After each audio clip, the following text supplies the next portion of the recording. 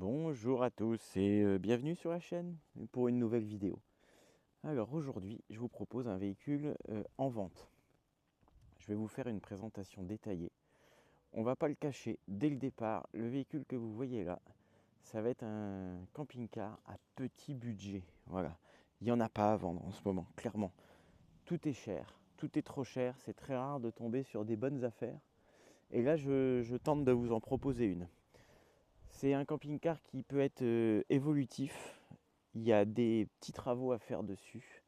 Il y a des choses, il est fonctionnel. Je vais tout vous raconter, tout vous expliquer. Et je vais être le plus exhaustif possible. Alors qu'est-ce que c'est? C'est un intégral pilote.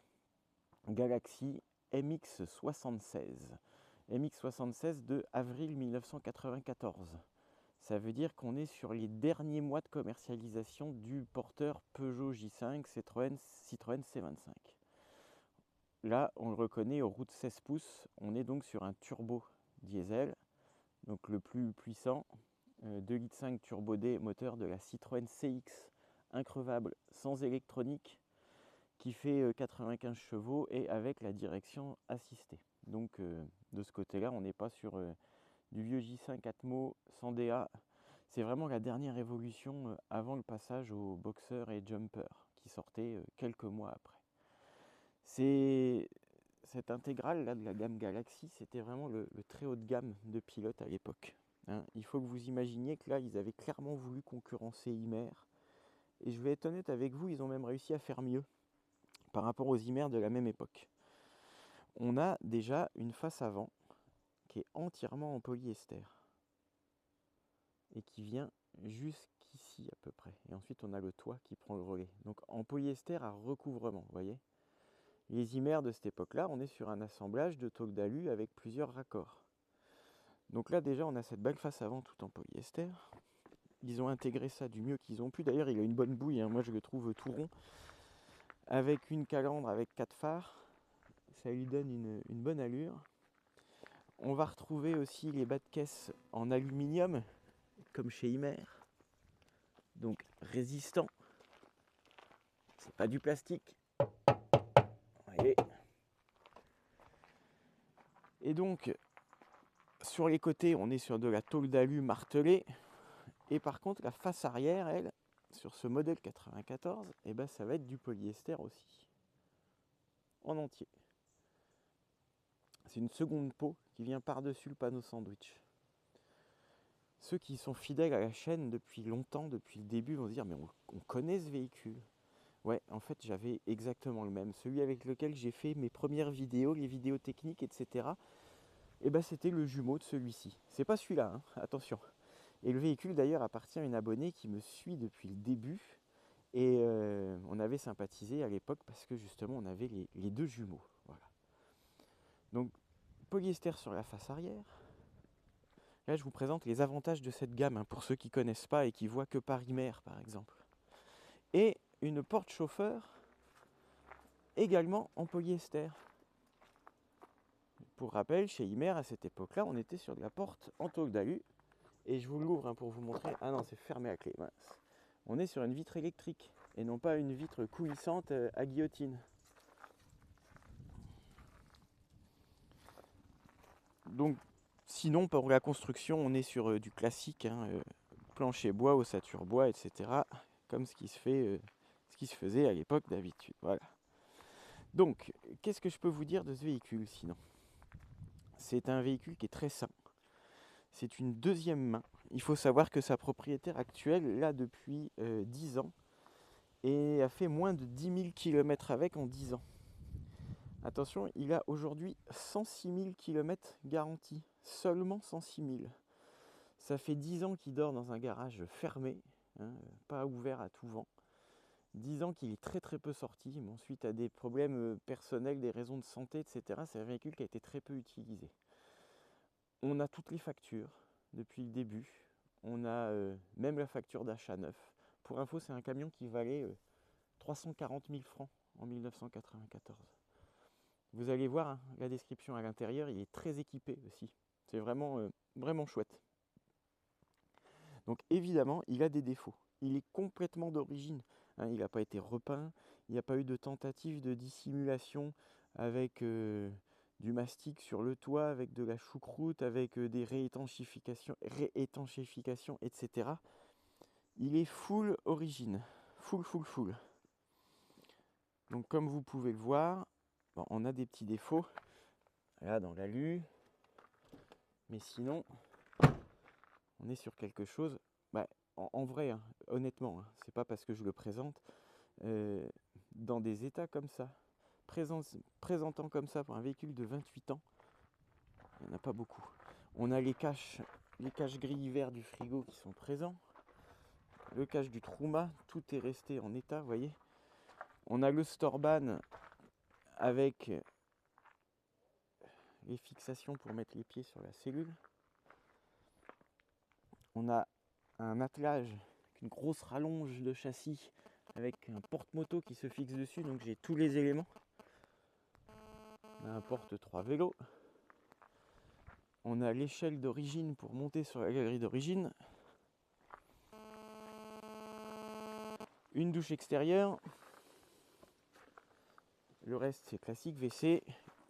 Un rangement là, ici. Et le coffre à gaz à 2 bouteilles. La cellule est dans l'ensemble très propre. On a juste une déformation ici. Là. Tac. Et on est marqué là. Ça n'a aucune incidence sur l'étanchéité ni sur rien du tout, ça c'est juste esthétique. Mais pour le reste, tout avait été, d'ailleurs, les galons cache-vis et tout ce qui est la partie bleue aussi, tout avait été racheté en neuf il y a quelques années.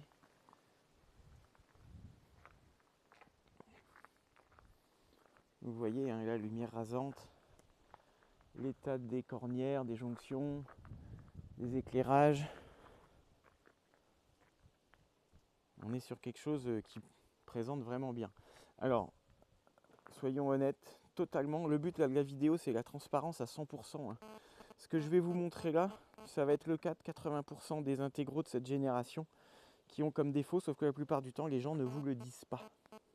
Donc moi, je vous montre tout et vous achetez en connaissance de cause. Il y a un problème de conception au niveau des passages de roues à l'avant, là, c'est connu, c'était pas assez protégé. Ça manque de bavettes. Et il y a un habillage là, en espèce de galva. Et surtout, on a un tasseau de bois qui est là tout du long. Ce tasseau de bois là, il est pourri ici, voilà, sur le bas. Alors c'est tout sec, c'est absolument pas humide. Voilà, vous voyez, on le voit bien là. Ça ne sont pas des infiltrations qui viennent du haut, c'est vraiment les remontées d'eau de pluie de la route. C'est mal conçu. Donc là pour le moment il est tel quel. Je vous le présente tel quel. Il n'a pas de bavette. On voit qu'en corrosion, on est impeccable aussi sur toute la partie cabine. Hein. Donc c'est un véhicule qui n'a jamais été infiltré par le haut. Tout est d'origine, vous allez voir dans les placards, etc. Mais qui est à revoir des passages de roues des deux côtés. Un peu plus marqués côté caniveau évidemment. Mais ça, ils sont tous comme ça. Sauf qu'on ne vous le dit pas. Et d'ailleurs, la personne qui l'a acheté il y a 10 ans l'a acheté comme ça et ne le savait pas. Là, vous voyez, vous avez le bac à batterie. La batterie qui est là est toute neuve. Elle n'est pas encore finie d'installer. Pardon. C'est une ESA AGM qui va être mise pour la vente, quoi qu'il en soit. Vous voyez, c'est très accessible, c'est très pratique. Hop. Donc maintenant, ce que je vous propose, c'est qu'on passe à la visite de l'intérieur et je vais vous expliquer toute la suite. Donc avant de monter à bord, je précise qu'on a une marche décaissée, ce qui n'était pas le cas l'année d'avant. En 94, ils ont inauguré le marchepied décaissé. On a une porte monobloc avec une serrure automobile déjà à cette époque-là. C'est pas une porte caravane. Et c'est la même clé que pour la porte côté conducteur. On a une moustiquaire intégrée aussi. Là c'est pareil, ça se faisait rare en 94 et tout est fonctionnel, il manque rien. Marchepied électrique, même si la marche est très basse en fait. Et donc on monte sur un intérieur, moi, que j'aime beaucoup, que j'ai toujours aimé.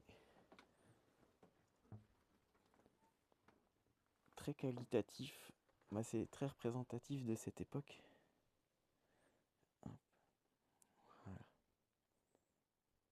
Alors, comment il est configuré? On a une grande dinette 4 places et 2 couchages, montée sur une petite estrade, avec un chauffage route,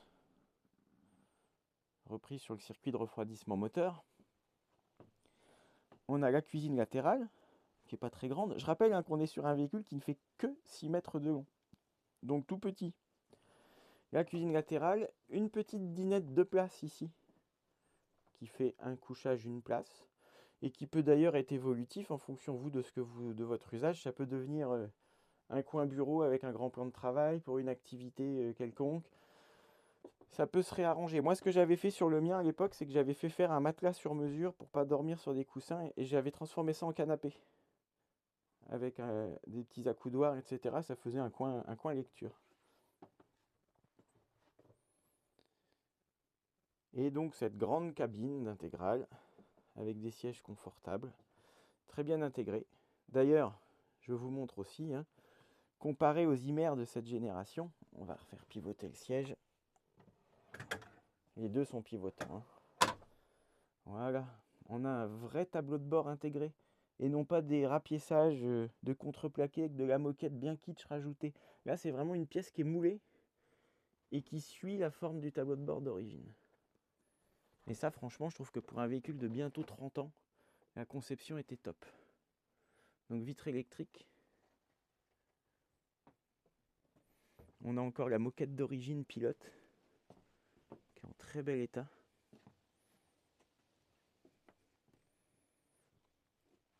Des rangements partout. Une huche à pain. Et bien évidemment, le lit de cabine, le lit pavillon qui descend. Moi, je vais faire la manip tout en filmant. Vous allez voir d'une main. Hop, on déverrouille. J'ai pas rabattu les dossiers par contre, hein, donc je vais pas avoir la hauteur totale. Voilà. Si on bascule les dossiers vers l'avant, on gagne encore ça de hauteur. Donc là, je viens de remonter le rideau de pourtour qui avait été démonté pour être lavé. Et il y a le ciel de toile à retendre, à revisser. Moi, ça, c'est du grand classique aussi. C'est rien de méchant à faire. Il y a une lampe LED qui a été montée là. Et donc, j'en profite pour vous montrer l'état des panneaux intérieurs. On a des prises 12 volts. Vous voyez, tout est strictement d'origine. Partout. Mobilier en massif. Hein. Tous les encadrements, tout est massif. Avec les parties centrales qui sont évidées comme ça pour être plus légères. C'est un gain de poids. Pilote avait fait les choses vraiment bien. Hein. C'est assemblage Tenon Mortaise. Ça vieillit très très bien. Plein de rangements. Il y a une télévision récente. Là, j'y reviendrai après. C'est tous les papiers, toute la vie du camping-car. Vous voyez l'état? Dans tous les recoins, tout ce que je dis toujours de vérifier. On va aller voir à l'arrière.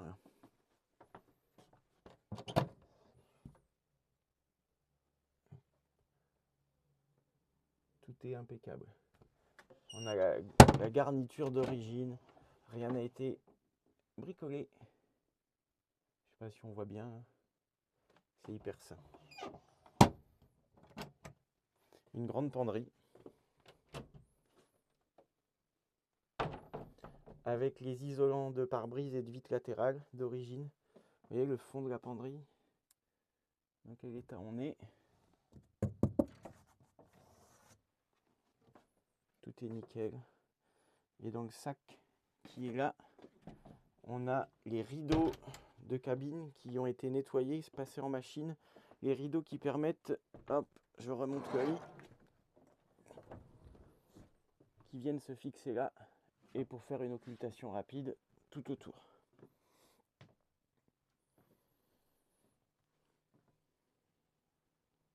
On continue notre tour. Évier, plaque 3 feux,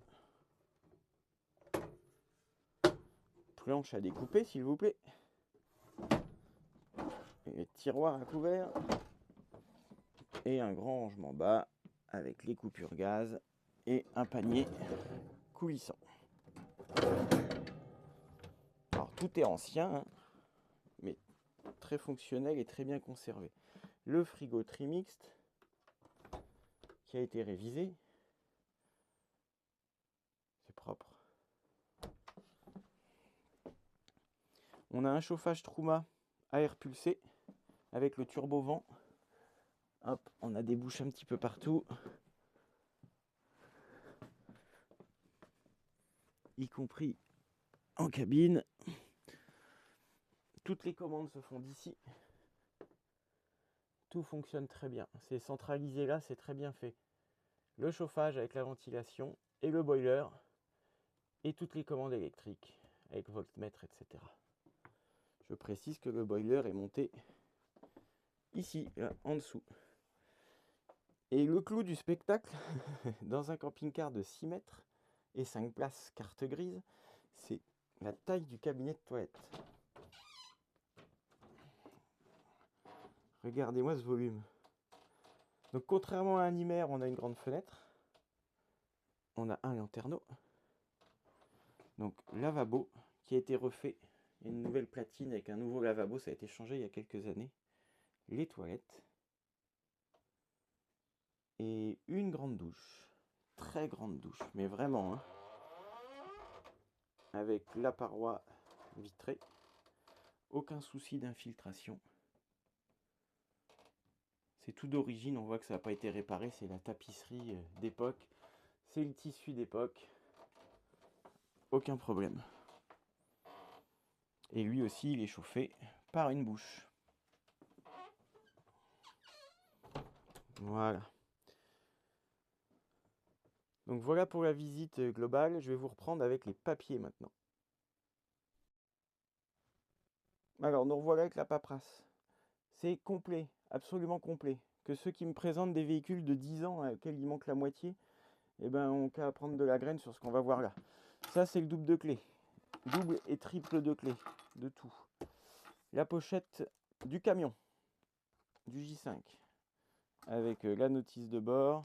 On a la notice pilote aussi, éditée par Pilote sur comment tout utiliser. Ça paraît logique hein, de les avoir, mais c'est pas souvent le cas sur des véhicules de bientôt 30 ans. Ici, on va avoir dans cette pochette-là les notices de bord de tous les appareils. Frigo, chauffage, centrale électrique, les WC, la télé. Et là, on a son classeur de factures. Voilà, on passe rapidement. Je vais juste vous faire un topo sur ce qui a été fait et ce qui va être à prévoir. Là, le véhicule est vendu dans l'état. C'est-à-dire que je vais le passer au contrôle technique. Je pense qu'il va l'avoir, il n'y a pas de raison. Sinon, on avisera. La batterie cellule neuve. Par contre, on a la distribution qui n'a que 6000 km, mais qui a 8 ans. Voilà, 6000 km, il est stationné à l'abri, au sec. La courroie n'a pas pris l'humidité, les variations de température, mais elle a 8 ans. Donc elle sera à prévoir. On a les bougies de préchauffage qui sont... Je dirais qu'il y en a une qui est un peu faiblarde. Il démarre au quart de tour, mais il boitille légèrement. Voilà. Mais il roule très bien. Moi, je l'ai ramené de l'Isère, du sud Grenoble. Hein, on est en Touraine. Je suis rentré d'une traite avec par l'autoroute. Qui fonctionne très bien. La vidange a été faite il y a 1000 km. Avec tous les filtres. Donc concrètement, vous avez une distribution à prévoir dans un futur proche. Si vous êtes bricoleur, vous vous en sortez bien. Les pièces coûtent pas cher. L'embrayage a été changé à 85 000 km. Donc il est très récent. D'ailleurs, la boîte va bien. Elle est d'une souplesse impeccable. L'embrayage aussi, il n'y a aucun problème. Tous les équipements de bord, moi j'ai tout redémarré. Frigo, plaque de cuisson, boiler, chauffage, pompe à eau. J'ai tout remis en eau, etc. Tout fonctionne, il n'y a pas de problème. Ça avait été révisé il y a quelques années. Ça avait été suivi régulièrement, etc. Le plus gros défaut va être sur la structure, hein, sur ce que je vous ai montré. Donc je le propose tel quel. Si je dois m'en occuper, c'est beaucoup de temps à passer pour moi, et le temps, c'est de l'argent. Donc il ne sera évidemment pas proposé au même prix. Donc il est utilisable, il prend pas l'eau. Maintenant, libre à celui qui l'achète de faire ce qu'il faut sur toute cette partie-là et de protéger éventuellement tout le dessous. Je vous emmène quand même voir un petit coup en dessous pour vous montrer qu'il est sain par ailleurs.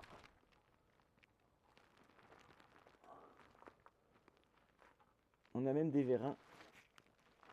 Ce que je vais essayer de vous montrer là, c'est voilà, le tasseau de bois qui fait tout le long, là, qui est propre là ici. Hein. Il serait à traiter en prévention évidemment, mais il n'est pas abîmé, le plancher n'est pas abîmé. On a un petit départ aussi là, ici, cette partie là, ça c'est à revoir aussi sur cette longueur là. La plupart des gens vous le montreraient pas, hein. Et vous êtes très nombreux à acheter des camping-cars sans le savoir et à les payer au prix fort. Là je vous le montre, je vous dis ce qui va pas. Ah oui, il y a un coffre-fort.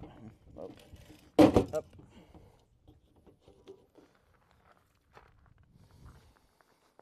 Donc après les petits défauts d'usure extérieure, mais voilà, donc vendu dans l'état, distribution à prévoir dans un délai court.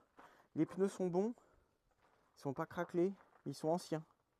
Donc pour celui qui veut rouler longtemps, bah, il faudrait peut-être les changer par sécurité. C'est juste un conseil. À l'intérieur, vous n'avez pas de panneau solaire, mais il est monté en éclairage LED quand même.